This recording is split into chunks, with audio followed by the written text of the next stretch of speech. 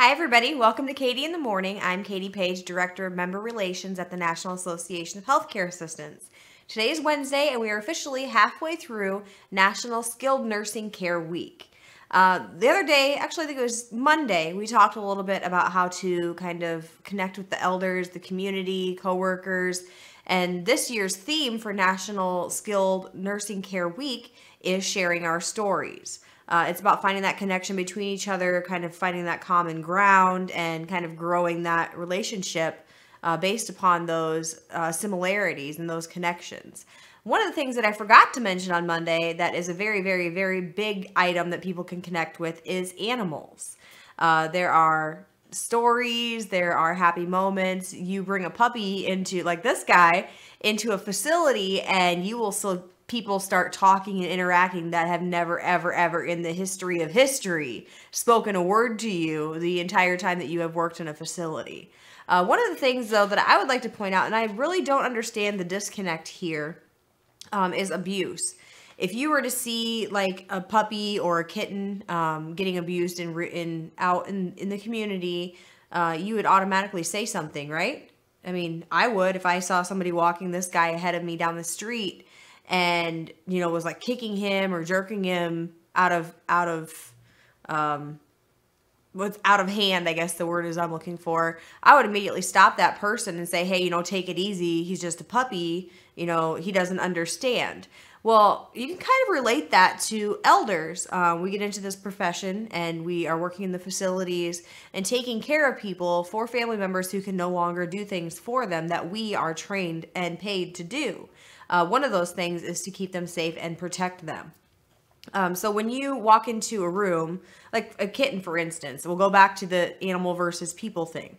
If you were, I've seen horrible, horrible stories on Facebook with like cats getting set on fire. And like, there was an incident when I lived in Iowa. I was probably like 19, 18 at the time. There was a video that was released of some local boys that were burying cats up to their head in sand and then hitting their heads with golf clubs.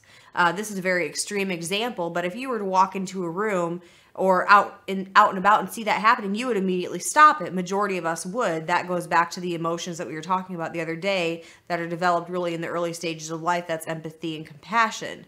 Those are also feelings that we carry with us, and expressing those emotions and kind of fine-tuning our reaction to those emotions throughout our life. But if you were it kind of comes to a halt when it comes to humans, though. If you walk into a room and, you know, the CNA or it doesn't even have to be a CNA, nurse, housekeeping, laundry, are acting out of hand with that resident, we have a tendency to kind of fall back and kind of question ourselves about whether it should be reported or not. It definitely should be. I mean, if you walk in, the first thing that you need to do if a resident is in physical danger is to separate that person from the resident that they're endangering. You know, walk in, say, hey, it kind of seems like you need a break. Let me take over for you, and then report it immediately. You do not have the 24 hours that we used to have according to CMS regulations to report physical abuse. You have that 2-hour span, and that is it. Everything should be reported immediately. If you're questioning if like there's a situation on Facebook the other day where a CNA wanted to report a coworker, but the coworker was the cousin of the DON. So she thought the DON was going to take that person's side. I know you guys have heard of the chain of command where it goes from like CNA to nurse to charge nurse to assistant DON to administrator, from administrator to corporate. Lori often refers to that as when the poop hits the fan ladder. It's really what that is. So when it comes down to it, the DON is going to appreciate you coming and letting them know that this is happening. I don't care how well they know that person. Everybody has those moments where they kind of lose it. And unfortunately, CNAs have a tendency to do that in not even just I don't know why I keep saying that, not even just CNAs, but nurses, dietary, laundry, they kind of hit that breaking point in that 8 hours that they're at work. And it definitely is something that we need to take care of right away. We're going to take a short break, and when we come back, we're going to talk about who to report it to, how to report it, and how to prevent those abusive situations from happening to begin with. We look at NAHCA as the professional organization that supports the CNA, just like the American Association of Long-Term Care Nurses supports the RNs and LPNs. As a state executive, I can tell you that the energy and the empowerment that this organization has given to our state has truly enhanced the depth of membership and the work that we do as a state association. I am very, very proud of our connection and our partnership with the National Association of Healthcare Assistants. For more information, visit us online at nacacna.org or call 417-623-6049.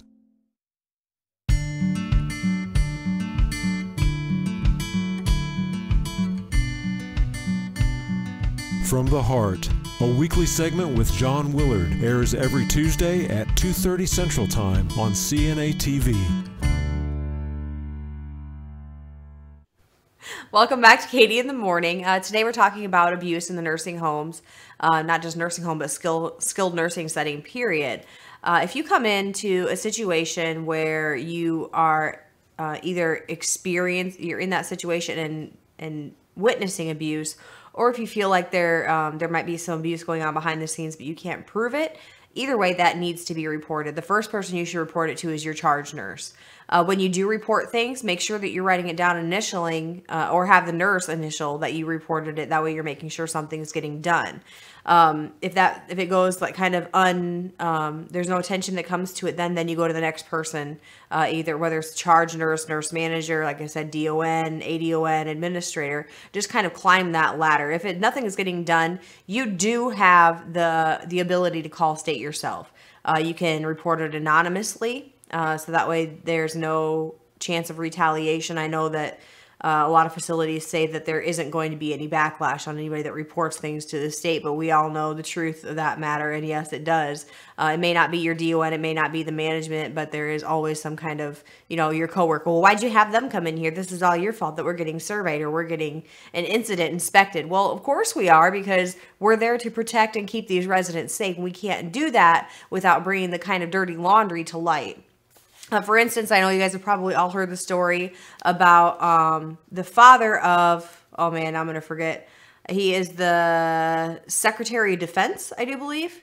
His father fell out of the chair at a nursing home, hit his head, got some brain bleed going on. The CNAs begged that nurse, begged her to send him to the hospital to get him checked out. She sat him up in the chair, or they sat him up in the chair. The nurse didn't take any neuros, anything as far as that goes, and he actually ended up passing away. Now, my thought is, if the Secretary of Defense's father is not safe in our nursing homes, that's kind of a red flag. That's something needs to change, and the people that are going to change it are the CNAs. There is one administrator, there is one DON, there is one ADON. We can't expect them to change the entire facility. There are, depending on the facility that you're working in, whether it's home health, assisted living, skilled care, long-term care, CNAs on a general basis outnumber the nurses 3-1. They outnumber the ADON, DON administrator 5 to 6 to 1. And that's per shift, by the way. That's not like, as a whole. So the ones that are going to change it, the ones that are going to kind of keep that ball and get that ball rolling are the CNAs. We are the eyes and the ears for the residents, and it's come to the point now where we have to step up and be the professionals that we claim to be. We take that oath when we sign on to be a CNA to protect these residents, keep them safe, and keep their best interests in mind. And I think that's kind of the things that kind of fall in the background when we kind of hit that moment and take that hesitation and really get scared, especially to the younger CNAs that haven't ever seen anything like that before or haven't had that experience and that training that the seasoned CNAs have on a year-to-year basis. That's one of the things that they constantly drill into our head. If you see something, say something. If you see something, say something. If we don't, who will? So that's really something you have to keep in mind for the older CNAs. I shouldn't say older, more seasoned CNAs that are training those younger CNAs. Make sure that they know it's okay for them to stand up for their residents. The preceptors especially, if that's the person that they want to come to report it first, that preceptor should go with that person to the charge nurse. There's a witness right there saying, yes, he or she did report it on this date at this time. Nothing was done if it's that sort of a situation. It just seems like this year there are so many stories. A story upon story upon story of coming out from long-term care facilities of the lady that passed away. She was eaten alive by scabies, the sexual abuse, the neglect. The list goes on and on this year, and I'm personally, I've had enough. I'm a professional CNA. I work in nursing homes still. I may be a professional development coach in an office, but first and foremost, I am a CNA. That's what I've done for 15 years, and that is not going to change. So I would like to see CNAs kind of standing up and being the people that we say we are being. If we truly love our residents to say the way that we say that we do, we're in this because of our residents. We don't quit a facility even though we're short staffed because we love the residents. So it's time for us to kind of stand up and take that charge and change the industry of long-term care so that people feel safe again and they feel protected again, and that they know that they're loved and that they know that they're cared for by professional CNAs. I thank you guys all for joining me, and I will see you right back here tomorrow for Katie in the Morning.